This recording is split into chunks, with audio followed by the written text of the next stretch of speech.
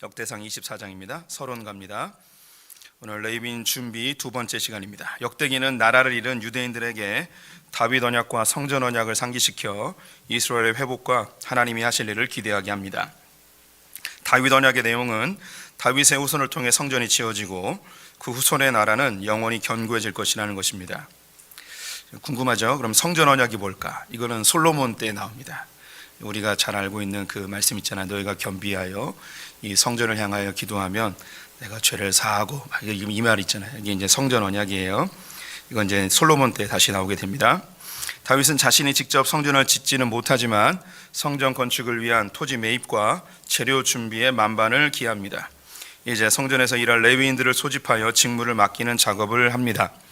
다윗이 모은 레위인들의 숫자는 30세 이상으로 38,000명이었습니다. 성전일에 24,000명, 관원과 재판관으로 6,000명, 문지기로 4,000명, 찬송으로 4,000명으로 구분하였습니다. 이제 제사장 편성과 레위인 예비조에 대해서 언급하도록 하겠습니다. 1절부터 3절 교독해 보겠습니다. 우리 성도님들 먼저 읽어주세요. 시작. 아론 자손의 계열들이 이러하니라. 아론의 아들들은 나답과 아비후와 엘르아살과 이다말이라. 나답과 아비후가 그의 아버지보다 먼저 죽고 그들에게 아들이 없으므로 엘리아살과 이다말이 제사장의 직분을 행하였더라. 다윗이 엘르아살의 자손 사독과 이다말의 자손 아히멜렉과 더불어 그들을 나누어 각각 1번입니다. 아론의 아들들의 이름은 무엇인가요? 나답, 아비후, 엘르아살, 이다말입니다. 4명의 아들을 두었습니다. 제사장 가문, 하나님을 위한 성전을 짓고자 했던 다윗은 하나님에게 다윗 언약을 듣게 됩니다. 다윗의 자손 중 한 명이 성전을 건축하게 될 것이고 그 성전을 건축한 자의 나라는 영원히 견고히 할 것이라는 내용이었습니다. 다윗은 감격하며 성전 건축을 준비하게 되는데요. 오르난의 타작마당을 매입하였습니다. 이곳에 인구조사에 대한 속죄의 제단을 쌓았는데 하나님의 불이 내린 것을 보고 성전토로 삼은 것입니다. 이 부분 우리 수요일에 계속 오신 분들은 이 부분 꼭 기억해 두셔야 될 부분이라고 강조를 했죠. 모세가 세웠던 성막에 하나님이 불을 내리셔서 이제 성막 시대가 열리게 되었습니다. 이 오르난의 타작마당에 이 전염병을 멈추기 위해서 번제단을 쌓았는데 하나님께서 이 번제단에 불을 내리셨습니다. 이 불은 새로운 불입니다. 그래서 이제 성전 시대가 시작이 된 것이죠. 그리고 이 성전이 다 파괴되어지고 이제 새로운 예수 그리스도가 번제물 되어져서 그것의 피를 다 흘리고 우리의 죄를 깨끗게 하시며 우리를 하나님의 성전으로 삼으시고 우리에게 새로운 불이 임하게 되었는데 이게 성령의 불입니다. 그래서 이제 교회 시대가 열리게 되어진 것이죠. 그래서 이 불이 그 성전 시대를 알려주는, 새로운 시대를 알려주는 중요한 표식이 되어집니다. 계속 읽어볼게요. 다윗은 성전 부지 매입을 마무리하고 본격적인 성전 건축 자재와 재정 그리고 인부들을 준비하였습니다. 또한 하나님이 지목하신 솔로몬을 불러 성전 건축을 위임하고 국가 지도자들을 불러 솔로몬을 도와 성전 건축에 힘을 모아줄 것을 부탁하였습니다. 그리고 건축되어질 성전에서 사역하게 될 레위인들을 조직하였는데요. 30세 이상의 레위인들이 38,000명으로 성전일에 24,000명, 관원과 재판관에 4,000명, 문지기에 4,000명, 찬송에 4,000명이 배정이 되었습니다. 이제 제사를 직접 집례하는 제사장들을 조직하는 일이 남아 있는데요. 이 당시 대제사장이 공석인 관계로 다윗이 모든 것을 대신하여 진행을 합니다. 제사장 가문의 시작은 모세의 형 아론으로부터입니다. 아론이 초대 대제사장이 되고 그의 아들들인 나답, 아비후, 엘르아살 그리고 이다말이 제사장의 직무를 맡게 됩니다.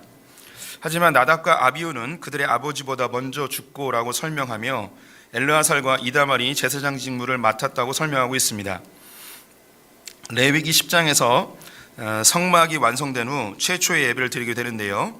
나답과 아비후는 하나님이 주신 불이 아닌 다른 불로 분향하다가 하나님 앞에서 죽게 됩니다. 역대기는 이런 내용을 언급하지 않고 아버지보다 먼저 죽었다는 것으로 마무리합니다. 역대기는 유대의 역사 중에서 좋은 것만 보려고 하는 노력이 여기에도 나타난 것이죠.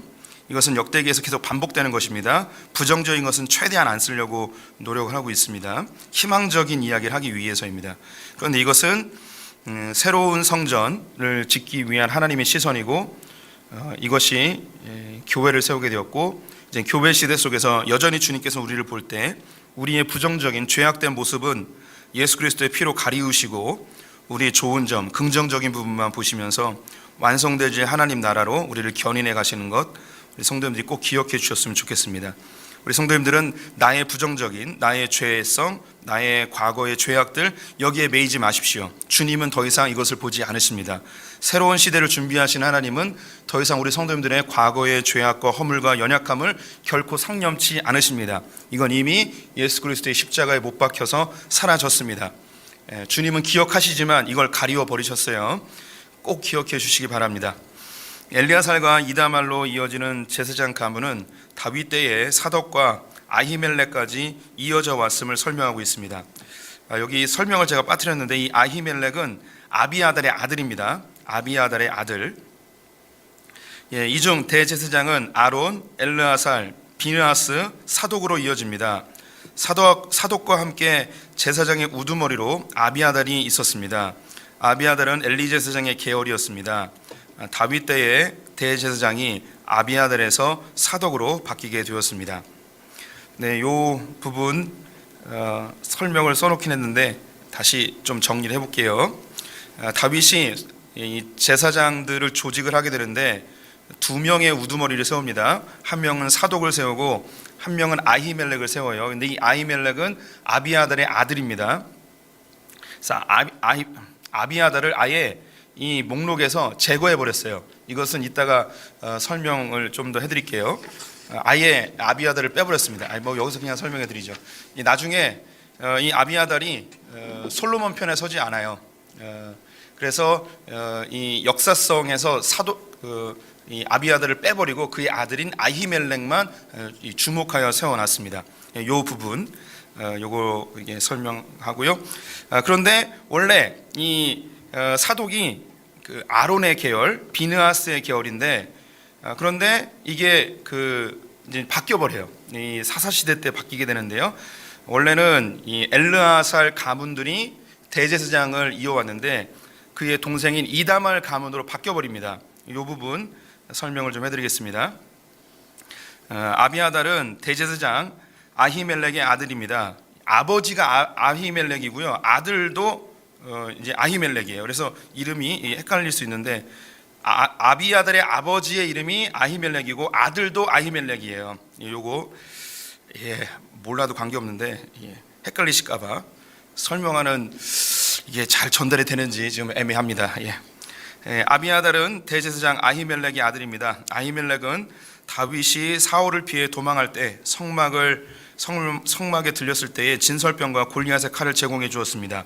이 일로 인해 아히멜렉을 비롯한 85명의 제사장들이 사울에 의해 죽임을 당하였고 아비아달만 겨우 도망하여 다윗에게 위탁하게 되었습니다. 그런데 아히멜렉과 아비아들은 이다말의 후손입니다. 민수기 25장 10절에서 13절에는 하나님이 이스라엘의 아들 엘르아살의 아들 비느하스의 충성스러운 행동을 보고 그의 후손에게 영원히 대제사장 직무를 맡기겠다고 약속하셨습니다. 그런데 사사시대를 거치면서 이다말의 후손인 엘리가 대제사장의 자리에 오르게 됩니다. 성경은 왜 이런 변화가 발생했는지 설명하고 있지 않습니다. 사독은 엘르아살 가문이고 이다말 아비아달과 그의 아들 아비멜렉은 이다말 가문이었습니다. 다윗이 왕위에 오르기 직전까지 이다말 가문이 제사장 그룹의 주도권을 가지고 있었는데 다윗이 사독을 제사장 그룹의 우두머리 중 한 명으로 만든 것입니다. 여기에는 신학적인 의미와 현실적인 문제가 있습니다. 신학적인 문제는 하나님이 엘르아살 후손을 대제사장으로 세우시겠다는 약속이 있었고, 현실적으로는 사울에 의해 많은 제사장이 죽임을 당해 새로운 제사장들이 필요했기 때문입니다.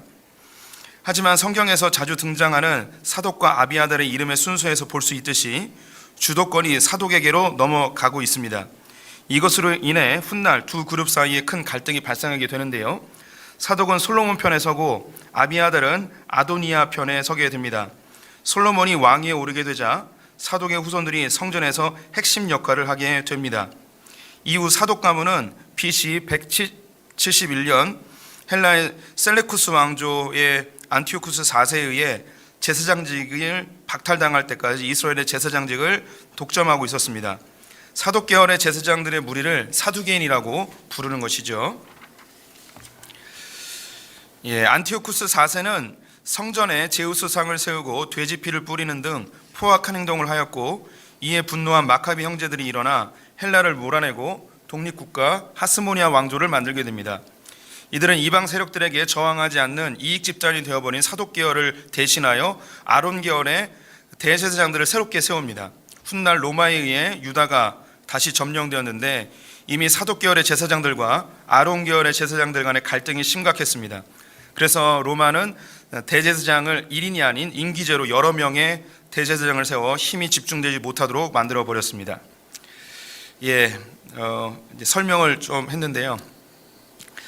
이거 모른다고 해서 구원 못 받는 것도 아니고, 안다고 해서 우리가 여기서 이제 밥이 나오고 국이 나오고 그럴 건 아닌데, 우리는 또 뽀닥으로 사는 사람들이라 아는 척하고 잘난 척하기 좋지 않습니까? 이런 걸 알아두면 좋을 것 같습니다. 성경에 대한 지식을 또 한 스푼 더하는 시간이었으리라고 생각이 듭니다. 다시 좀 정리를 하면, 이다말 가문이 원래 이 엘르아살 가문이 대제사장을 하고 있었는데 사사 시대를 거치면서 이유를 알 수 없이 엘리 제사장으로 대제사장의 직분이 넘어가 버렸습니다. 그래서 이다말 가문으로 넘어가게 된 거예요. 그래서 이것이 쭉 이어오다가 다윗 때까지 계속 이어오게 됩니다. 사울 때에 85명의 제사장들이 다 죽임을 당하면서 겨우 아비아달이 살아남게 되는데, 아비아달은 자연스럽게 자기가 아버지도 대제사장 그룹이니까 자기가 대제사장이 될 거라고 생각을 했어요. 그런데 갑자기 이 엘르아살 가문에 있었던 사독을 다윗이 끌어들여서 이 둘 사이를 이제 경쟁 관계처럼 만들어 버린 겁니다. 이제 성경은 사독을 앞에 두면서 다윗이 사독에게 힘을 실어줬음을 볼 수가 있는 거죠. 성경에 나와 있지 않지만 두 가지 이유가 있었던 것 같아요.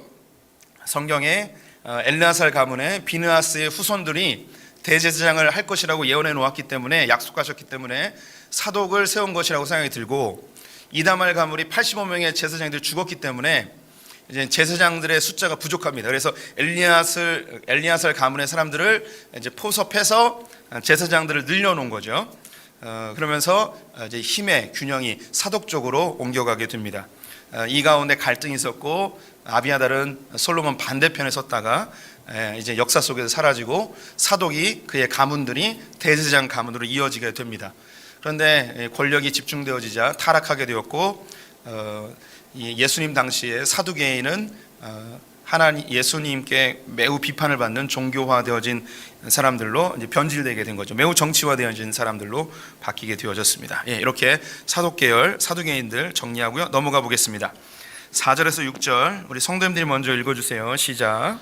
엘르아살의 자손 중에 우두머리가 이다말의 자손보다 많으므로 나눈 것이 이러하니, 엘르아살 자손의 우두머리가 16명이요 이다말 자손은 그 조상들의 가문을 따라 8명이라. 이에 제비 뽑아 피차에 차등이 없이 나누었으니, 이는 성전의 일을 다스리는 자와 하나님의 일을 다스리는 자가 엘르아살의 자손 중에서도 있고 이다말의 자손 중에서도 있음이라.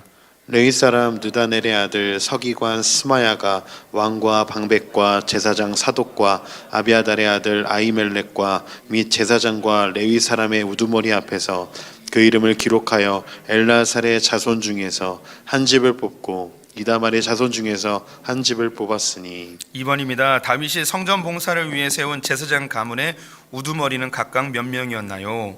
엘르아살 가문의 16명, 이다말 가문의 8명입니다. 총 24개의 그룹으로 만들었습니다. 제사장 24반열. 다윗은 제사장 가문을 24개 그룹으로 나누어 성전에서 순차적으로 봉사하게 하였습니다.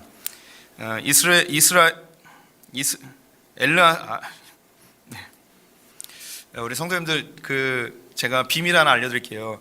제가 아직 입이 다 잘 안 풀렸어요. 그래서 특정 발음이나 이런 게 잘 안 돼요. 예, 그래서 설교도 속도가 느리고요. 특히 이제 시옷 발음, 지읒 발음, 요 발음, 치읒 발음 이런 거 잘 안 돼요. 히읗 발음. 그래서 막 자음이 막 겹쳐 있는 거는 아직 발음이 잘 안 됩니다. 성도님들은 눈치를 못 채셨으리라고 생각이 드는데 저는 이럴 때마다 참 답답하고 안타깝습니다. 네. 엘르아살 자손들은 16반열, 이다말 자손들은 8반열로 나뉘었습니다. 이런 숫자적인 차이가 발생한 이유는 엘르아살의 자손들이 더 많았기 때문이라고 설명을 하고 있습니다. 이것은 엘르아살 가문에게 특혜를 주지 않았음을 보여주는 설명입니다. 엘르아살 가문의 숫자가 더 많은 것은 위에서 언급한 바처럼 사울에 의해 85명의 제사장들과 그 후손들이 진멸당했기 때문입니다. 이때 제사장들은 주로 이다말 가문이었어요. 그래서 이 사람들이 다 죽어버린 거예요. 그래서 숫자가 적은 거죠. 그래서 여기에 사독이 엘르아살 가문이기 때문에 엘르아살이 16개 그룹이고 이다말이 8개 그룹이니까 이 다윗이 사독을 좋아해서 특혜를 줬구나, 그래서 더 많이 왔구나, 이렇게 오해할까 봐 앞에 설명을 붙여놓은 거예요. 엘르아살 가문이 많고 이다말 가문이 적다, 이걸 일부러 설명해 준 거예요. 여기는 특혜가 있었던 게 아니다. 상황적으로 엘르아살 가문이 많이 있었기 때문에 많은 그룹이 형성이 된 거다. 이걸 굳이 설명을 해놨습니다. 이건 뒤에 나오는데요. 앞에서도 여러 번 나왔어요. 다윗이 매우 민주적이고 공의로운 왕임을 가장 퍼펙트한 최상의 왕의 모습을 보여주는 구절들이 곳곳에 심겨져 있어요. 그 중에 하나가 이거예요. 제사장 그룹을 24개를 만드는데 차등이 생긴 것은 특혜를 준 게 아니고 어쩔 수 없는 상황적 환경에 의해서 이렇게 차이가 난 것뿐이다 라는 걸 설명하는 것이죠. 계속 설명해 보겠습니다. 또한 24개의 반열에서 반열에게 직무를 맡기는 데 있어 제비뽑기로 차등 없이 나누었다고 강조하고 있습니다. 제비뽑기를 해야 했던 중요한 이유는 성전의 일을 다스리는 자와 하나님의 일을 다스리는 자가 구분되었기 때문입니다. 성전의 일은 예배와 성전 관리의 일입니다. 하나님의 일은 구약에서 이곳에만 언급되는 표현으로 정확히 어떤 일인지는 알 수 없습니다. 이것은 아마도 왕과 친밀한 관계 속에서 제사장 그룹 전체를 통솔하는 일이 아니었을까 생각해 봅니다. 정확히는 알 수 없지만 성전의 일보다는 괜찮은 부러움을 살 만한 그런 자리임이 분명해 보입니다. 따라서 다윗은 이 역시 공평하고 정의롭게 진행하기 위해 제비뽑기를 선택하였다고 합니다. 그 결과 엘르아살 자손과 이다말 자손이 섞여서 선출되었음을 굳이 여기에 기록하고 있는 거죠. 또한 이 제비뽑기를 할 때에 공정하게 진행하기 위해 레위 사람 느다넬의 아들 서기관 스마야를 통해 진행하게 하여 다윗이 어떠한 의견도 반영되지 않았음을 강조하고 있습니다. 역대기는 다윗이 민주적이고 공평한 왕임을 강조하고 있는 것이죠. 멋지지 않습니까? 예. 저만 멋지네요. 이 다윗이 성전의 일에 그 리더십을 세우는 데 있어서 24개의 제사장 그룹이 있는데 이 제사장 그룹을 선택할 때 그리고 직무를 맡길 때 매우 공평하고 민주적인 방법을 사용하기 위해서 굉장히 애를 썼다는 거예요. 이것은 이미 그 북쪽에 있는 이스라엘 10개가 이미 한 무더기로 사울을 따르던 사람들이고 남쪽에 있는 유다와 베냐민의 일부가 다윗을 따랐습니다. 이미 다윗이 왕이 되기 전에 이 북쪽에 있는 이스라엘의 10개의 지파와 남쪽 유다 사이에 매우 예민한 긴장 관계들이 있었던 거죠. 그래서 예전에도 말씀드렸듯이 헤브론이 원래 남유다의 수도였는데 예루살렘으로 옮긴 것 자체가 이 두 갈라진 이 민족을 통일하기 위한 애씀이었어요. 사울의 수도는 기브아였는데 기브아에다 해버리면 남쪽의 유다 사람들이 상처를 받는 거예요. 헤브론을 수도로 삼으면 북쪽에 있는 나머지 민족이 마음이 불편해지는 거죠. 그래서 이 예루살렘을 이 수도로 옮기게 되었습니다. 그리고 여기에 이제 그 성전을 세우는 데 있어서도 이미 이다말 가문이 대제사장을 수백 년 동안 해오고 있었단 말이에요. 그런데 이 엘르아살 가문 어떤 사연이 있는지 모르지만 이 대제사장의 직무에서 이미 소외돼 버린 이 사람들을 끌어들이면서 이 안에 갈등을 최소화하기 위해 매우 민주적인 방법으로 제비뽑기를 통해서 이 일을 나누었습니다.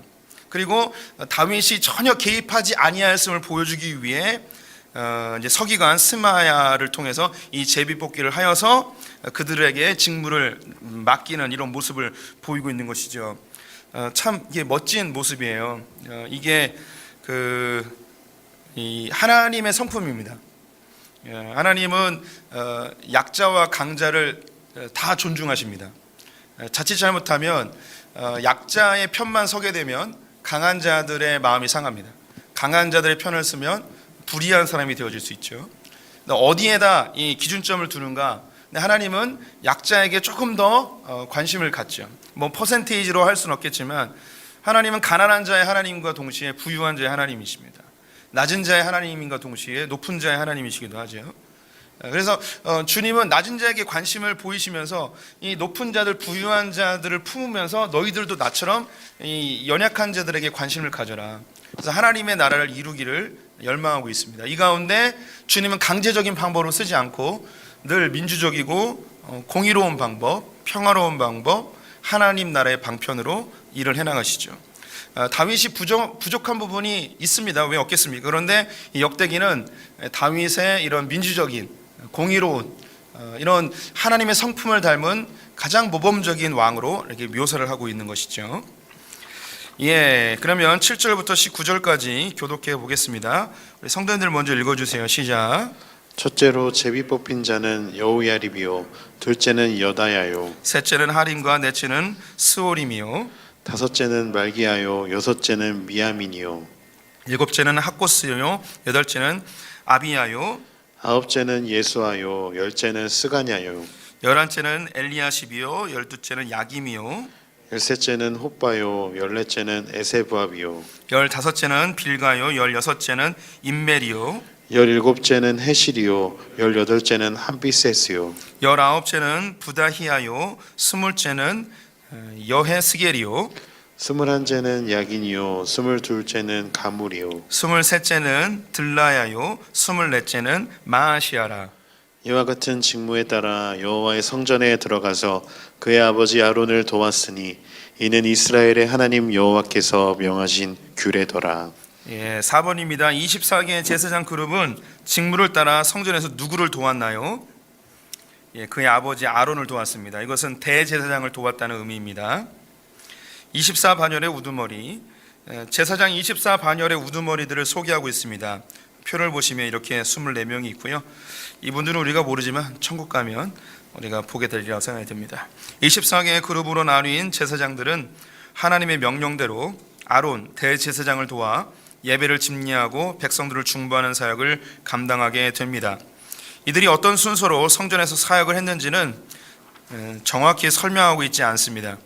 신구약 중간기 기록에 의하면 1년에 한 주씩 번갈아 사역을 하였다고 되어 있습니다. 그래서 1년에 평균 2주 정도 성전에 올라와 사역을 하게 된 것이죠. 유대인의 음력은 48주로 되어 있습니다. 우리는 52주로 되어 있잖아요. 유대인들의 음력은 48주로 되어 있어서 우리도 우리 음력하면 몇 년에 한 번씩 2월 달에 두 번 있죠. 맞나요? 윤달 있죠. 윤달 있잖아요. 우리나라도 그래요. 그래서 우리나라 음력은 50주로 되어 있다고 제가 기억을 하고 있는데 50주로 되어 있어서 몇 년에 한 번씩 이 윤달이 생깁니다. 이 유대인들도 이제 48주로 해서 계산을 했는데요. 그래서 24개 그룹이 있어서 1년에 2차례 정도씩 올라가서 이 일을 한 것으로 보여집니다. 20절부터 31절까지 교독해 볼게요. 제가 먼저 읽겠습니다. 레위 자손 중에 남은 자는 이러하니 아므람의 아들들 중에서 수바엘이요 수바엘의 아들들 중에는 예드야요며 르하바에게 이르러는 그의 아들들 중에 우두머리 이시야요 이스할의 아들들 중에는 슬로못이요 슬로못의 아들들 중에는 야하시요 헤브론의 아들들은 장자 머리아에게 둘째 아마랴와 셋째 야하시엘과 넷째 여가무함이요 우시엘의 아들들은 미가요, 미가의 아들들 중에는 사마리요, 미가의 아우는 이시야라. 이시야의 아들들 중에는 스가랴이며 무라리의 아들들은 마흘리와 무시와 야하시아의 아들들은 분노이니 무라리의 자손 야하시아에게서 난 자는 분노와 소함과 삭굴과 이불이요. 마흘리의 아들 중에는 엘리야살이니 엘리야살은 아들이 없으며 기스에게 이르러는 그의 아들 여라무엘이요. 무시의 아들들은 마홀리와 에델과 여리모시니 이는 다 그 조상의 가문을 따라 기록한 레위 자손이라. 이 여러 사람도 다윗 왕과 사독과 아히멜렉과 제사장과 레위 우두머리 앞에서 그들의 형제 아론 자손처럼 제비 뽑혔으니 장자의 가문과 막내 동생의 가문이 다름이 없더라. 네, 거기 31절에도 다윗 왕과 사독과 아히멜렉과 제사장과 할 때 이 아히멜렉은 원래 아비아달이라고 되어야 돼요. 그런데 이 역대기에서 아비아달을 생략하고 그의 아들 아히멜렉을 기록을 한 거예요. 이거는 의도적인 겁니다. 이 아비아달을 이 성경에서 제거하려는 그런 의도가 다분히 보이는 이 구절입니다. 4번 제사장들을 도와 성전 일을 하는 레위인들은 직무를 어떻게 결정하였나요? 이것도 이제 제비 뽑기를 해서 결정을 하였습니다. 31절에 있죠. 레위 자손 중 남은 자들, 다윗은 성전에서 봉사할 레위인들과 제사장들을 그룹을 정리하였습니다. 레위인 24개 그룹, 제사장 24그룹입니다. 이들은 제비 뽑기를 통해 순번을 정해 사역을 하였습니다. 유대인 음력을 따라 1년에 48주로 정해 한 주씩 1년에 2번 봉사를 하게 되었습니다. 그 외의 기간은 각자의 성읍에서 가족을 돌보는 일을 하였던 것이죠. 이 부분은 레위인 24개 반열 중에 속하지 않은 추가된 레위인들에 대한 이야기를 하고 있습니다. 이 본문이 여기에 왜 들어가게 되었는지 정확히는 알 수 없습니다. 이 부분에 대해서는 두 가지 추측이 가능합니다. 다윗이 24개의 그룹으로 레위인들을 편성하였지만 다윗의 사망 후에 증가된 레위인들의 인력을 재편성한 것으로 보이는 것이 첫 번째 의견입니다. 두 번째는 24개의 그룹 중 결혼이 생긴 경우 새로운 우두머리가 추가된 것으로 보이는 의견입니다. 정확한 것은 알 수 없지만 게르손 자손 10개 그룹, 그앗 자손 9개 그룹, 무라리 자손 5개 그룹이 다윗이 만든 조직입니다. 여기에 예비로 그앗 자손에서 5그룹, 무라리 자손 중에서 5그룹, 총 10개의 그룹이 추가가 되어집니다. 여기 게르손 자손은 추가된 게 없고요. 그앗 자손과 무라리 자손만 있는데요. 이렇게 9개와 5개가 있는데 그 뒤에 5개씩 추가로 예비 레위인들이 이렇게 편성이 되어졌습니다. 마지막 단락 읽어보겠습니다. 레위인들의 사역 역시 제비 뽑기를 통해 공평하게 진행하였다고 합니다. 이후 찬양대 문지기의 사역을 결정할 때도 제비 뽑기를 사용하였습니다. 제비 뽑기는 이스라엘 역사 속에서 공평한 결정을 위해 자주 사용되었는데요. 가나안 정복 후 땅을 분배할 때에, 초대 왕인 사울을 결정할 때에, 느헤미야 시절 예루살렘 거주자를 결정할 때에, 그리고 가론 유다를 대신할 사도를 결정할 때에 사용이 되었습니다. 제비 뽑기의 가장 중요한 것은 결정의 공평성과 결정 후의 순복의 자세에 있습니다. 이 부분에 대한 성경 구절 잠언 16장 우리 같이 읽어보겠습니다. 그러나 모든 일을 작정하기는 여호와께 있느니라. 제비 뽑기는 사람의 의지나 혹은 계략이 전혀 개입될 수 없는 이 우연성을 담겨 있는 선택의 방법입니다. 그래서 매우 공평하다 할 수 있겠죠. 그런데 이 매우 공평한 제비 뽑기가 일지라도 사람이 혹은 권력자나 혹은 지위가 있는 자가 거기에 대해 순복하지 않고 뒤바꿀 수도 있는 것이죠. 그런데 성경에서는 제비 뽑기는 가장 공평한 것이고, 그리고 이 결정에 대해서 하나님이 이것을 축복하시기 때문에 이 결정에 사람들은 순복해야 된다는 것을 이야기하고 있습니다. 이거 매우 중요한 것인데요. 오늘날 우리가 교회를 운영할 때 어떤 것을 결정하게 되는데 지금은 제비뽑기를 잘 하지 않죠. 우리 교단에서 총회장을 결정하는 것을 1999년부터 거의 한 20여 년 동안 제비뽑기를 하였는데 몇 년 전에 다시 투표로 바꿔버렸습니다. 이 제비뽑기에 대한 부정적인 의견들이 많이 발생하게 되었기 때문인데요. 지금 우리 교회에서 제비뽑기를 하진 않습니다. 그러면 우리가 무엇인가 결정하고 선택할 때 교회가 어떻게 어떤 방법을 취해야 되는가?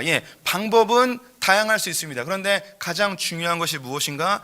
특정한 사람이나 혹은 담임 목사 혹은 교회에 영향력 있는 사람의 의견이 반영되는 그런 비상식적이고 비민주적인 방법을 선택하면 안 된다는 거죠. 가장 공평하고 가장 민주적인 방법으로 교회는 운영이 되어져야 합니다. 그래서 이 칼빈이 제네바에서 만든 이 장로 정치는 그 지도자를 뽑을 때 투표를 통해서 하도록 하였습니다.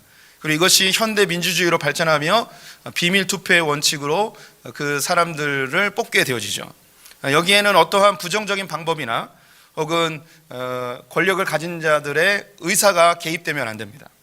그래서 교회에서 투표를 할 때는 선거운동을 하게 되면 그 후보는 자동적으로 탈락되게 되어 있습니다. 헌법에 이 투표를 할 때 선거운동을 하지 못하도록 되어져 있습니다.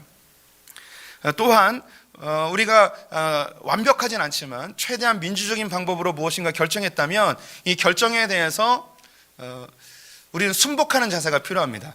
하나님께서 우리가 볼 때 좀 부족해 보이고 이것은 좀 최선의 방법이 아니라고 생각되는 걸지라도 공동체가 한 마음으로 교회가 결정했다면 하나님이 그 결정에 축복해 주십니다. 그 결정에 합력하여 선을 이루어 주십니다. 이것에 대한 우리가 신뢰가 있어야 돼요. 오늘 잠언 16장 33절 말씀 제가 다시 읽으면 제비는 사람이 뽑으나 모든 일을 작정하시기는 여호와께 있느니라. 그래서 우리가 뽑아요. 우리가 결정해요. 그런데 그 일을 행하시고 완성해 가시는 분은 하나님이십니다. 그래서 하나님을 신뢰해야 돼요. 우린 때로는 내가 원하지 않는 사람이 뽑힐 때도 있습니다. 그러면 저 사람이 되면 분명히 망할 거야. 나는 이 결정에 순복할 수 없어. 라고 하며 판을 뒤집어 엎으려는 그런 사람들이 종종 발생하게 되죠. 그런데 이것은 성경적인 태도가 아닙니다. 이 세상은 완벽한 것이 없습니다. 그 어떤 것도 완벽하지 않습니다. 그런데 주님이 우리에게 말씀하시는 바는 우리가 선택한다면, 가장 민주적인 방법으로 선택한다면 그 선택에 내가 기름 부어 줄 것이다. 내가 그것을 부족할지라도 합력하여 선을 이루어 줄 것이다. 이것이 교회 공동체가 갖고 있는 특권입니다. 그래서 이 땅에서도 매면 하늘에서도 매이고, 이 땅에서도 풀면 하늘에서도 풀리는, 이게 공교회가 갖고 있는 권세입니다. 이게 교회의 권세예요. 잘못된 선택, 잘못된 결정이 시간이 지나면서 회복되기도 하고 수정되기도 하고 할 수 있습니다. 하지만 교회 공동체가 무엇인가 결정했다면 그 결정에 순복하는 자세가 우리에게 필요하죠. 또한 이 결정을 진행하고 앞서 나가는 지도자들은 반드시 자기의 개인적 의사가 반영되지 아니하도록 최대한 공평하게, 공정하게, 민주적으로 그 일을 만들어 가야 합니다. 다윗의 이런 모습을 보여준 거예요. 그러면 그 뒤에 따르는 왕들은 이 다윗의 모습을 보고 배워야겠죠. 우리에겐 다윗보다 더 뛰어나신 우리의 왕이 계십니다. 그분이 예수 그리스도이시죠. 예수 그리스도는 흠이 없으신 분입니다. 그분이 하신 이 가장 완벽합니다. 그래서 우리에겐 모델이 되어지는 예수 그리스도를 닮아가고 따라가야 하는 것이죠. 우리 성도님들, 다윗의 가장 완벽한 모습을 역대기는 보여주려고 합니다. 그 목적은 그 뒤에 따르는 왕들이 그 모습을 보고 배우길 바라는 것이죠. 성경에서 가장 아름다우신 예수 그리스도의 모습을 보입니다. 우리에게 그 모습을 보이시는 이유는 우리가 그 예수님의 아름다움을 보고 닮아가길 바라는 것입니다. 우리 성도님들, 예수님 이제 내일 모레면 생일이신데 우리 성도님들 예수를 더 닮아가는 성도님들 되시기를 주님의 이름으로 축원드립니다. 기도하겠습니다.